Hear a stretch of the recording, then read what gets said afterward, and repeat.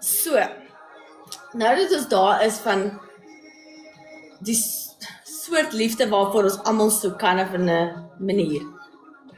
Waar ontmoet mens hierdie mense waarna ons soek?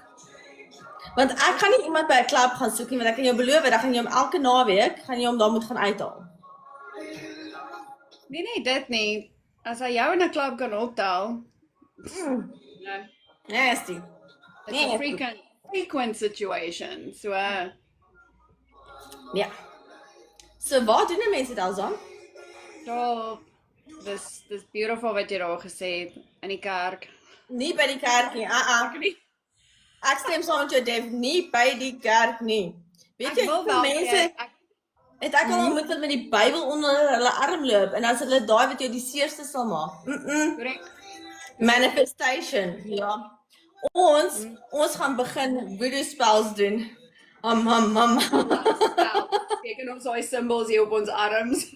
Exactly, en dan gaan ons like vuur maak en om 'n dans en like net chants en dan Gaan ons al weer from the window to the wall. op 'n Saterdagmiddag in Checkers. Kan jy So, vir my I don't- meer verduideliking hê, like, how do you strike up the conversation? O, jy koop chutney. Iemand het al vir my gesê dat jy moet in Woolworths gaan rondloop en kyk wat se mans kry die ready-made meals want hulle is single. I loved it.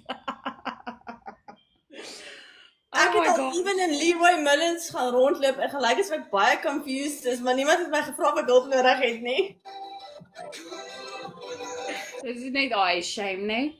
Ja, nee,